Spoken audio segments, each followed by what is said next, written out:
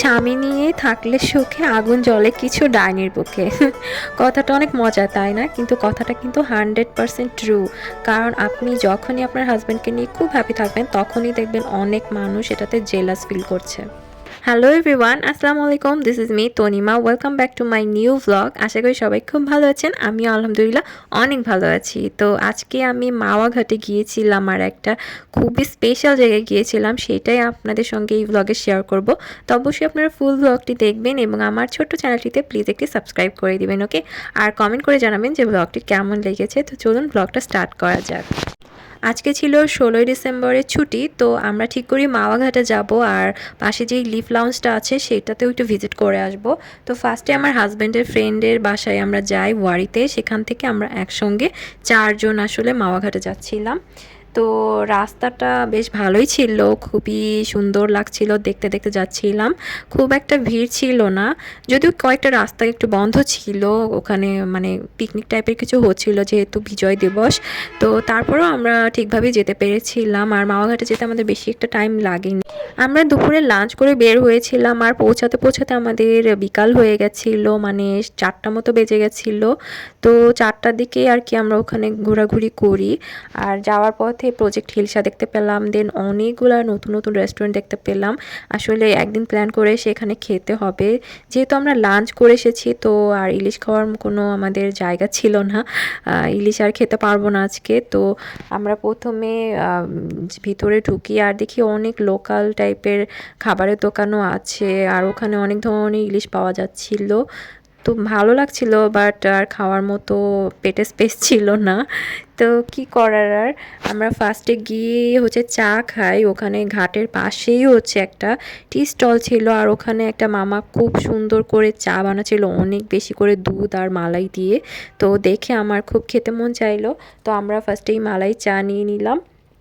তো খুব এনজয় করছিলাম, চা খাচ্ছিলাম আর এই পরিবেশটা দেখছিলাম, নদীর পাড়টা বেশ সুন্দর লাগছিল।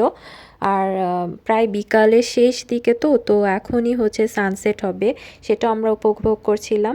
আর এখানে কিন্তু অনেক বোট ছিল, তো আমরা হচ্ছে একটা স্পিড বোটে উঠে যাই, যেটা কিনা আমরা 4 জন উঠেছিলাম, আমাদের 700 টাকা নিয়েছিল। কিন্তু খুবই অল্প টাইম ঘুরিয়েছিল, মনে হয় একটা চক্কর দিয়ে চলে আসছিল, মানে ব্রিজের নিচ দিয়ে। কিন্তু তারপরও আমরা খুব এনজয় করেছিলাম ওখানে, ভালো লাগছিল অনেক। আর বিকাল টাইম তো অন্যরকম একটা ভালো লাগা কাজ করছিল। আর এটা ছিল পদ্মা সেতুটা দেখতে খুব সুন্দর লাগছিল এই টাইমটায়। তারপরে হচ্ছে আমরা লিফ লাউঞ্জে চলে যাই আর লিফ লাউঞ্জে যাওয়ার উদ্দেশ্যে আমরা আসলে মাওয়াঘাটে এসেছিলাম। তো লিফ লাউঞ্জ আসার ইচ্ছাটা আমার অনেক আগে থেকেই ছিল, বাট কেন জানি আসা হচ্ছিল না। তো ফাইনালি আমার ইচ্ছাটা পূরণ হয়ে গেল। যাক, তো আমরা লিফ লাউঞ্জের ভিতরে যাই, এটা পুরোটা মানে একটা গাছের রাজ্য মনে হচ্ছিল, শুধু গাছপালা দিয়ে ভর্তি, খুবই সুন্দর। আর এত পাখি, মানে পাখির কিচিমিচির আওয়াজটা এত সুন্দর লাগছিল। আর ভিতরটা খুবই সুন্দর ছিল, অনেক চমৎকার, এত সুন্দর রেস্টুরেন্ট মনে হয় আমি বাংলাদেশেই ফার্স্ট টাইম এটাই দেখলাম, এত সুন্দর লাগছিল আমার কাছে। তারপরে এরকম আর্টিফিশিয়াল ঝর্ণা বানিয়ে রেখেছিল, এগুলাও ভালো লাগছিল। আর উপরটা খুবই সুন্দর করে ডেকোরেটেড করা ছিল আর মানে সব দিক থেকেই ভালো। আর অনেক ভিড়ও ছিল, যেহেতু 16ই ডিসেম্বর তো অনেক মানুষ তো থাকবেই, বাট ব্যাপার না, আমরা তারপরও এনজয় করছিলাম। আর আমি তো এভাবে শাড়ি পরে খুব সুন্দর সাজুগুজু করে রওনা দিয়েছিলাম। আমরা ওখান থেকে এই ফিশ অ্যান্ড চিপসটা হচ্ছে অ্যাপিটাইজার হিসেবে অর্ডার করি। এইটা কিন্তু খুবই মজা ছিল, এটা ডোরি ফিশ দিয়ে ওরা করেছিল, খুবই ভালো লাগছিল। আর এটার সসটা অনেক মজা ছিল। আর এইখানকার সার্ভিসটা মোটামুটি ভালো ছিল, বাট খাবার আসতে আমাদের অনেক লেট হয়েছিল, প্রায় 1 ঘন্টা মতো লেগেছিল। আর আমরা খুব বেশি কিছু অর্ডারও করেছিলাম না, জাস্ট হচ্ছে ফ্রাইড রাইস আর চিকেন সিজলিং অর্ডার করেছিলাম। তারপরেও অনেক অনেক টাইম লেগেছিল, আমাদের অনেক ওয়েট করতে হয়েছিল। তো তারপরেও আমরা ঘোরাঘুরি করছিলাম, ভিতরে একটু হাঁটাচলা করে বেড়াচ্ছিলাম, কারণ এখানে দেখার মতো অনেক কিছু আছে। আর মানে যতই দেখি না কেন তারপরেও ভালো লাগে দেখতে, মানে একদমই বোরিং লাগে না ওখানটায়। তো কি বলবো, আপনারাও এনজয় করেন এটা, অবশ্যই আপনারা এখানে ভিজিট করবেন, একবার হলেও হচ্ছে ভিজিট করা উচিত আমার যেটা মনে হয়।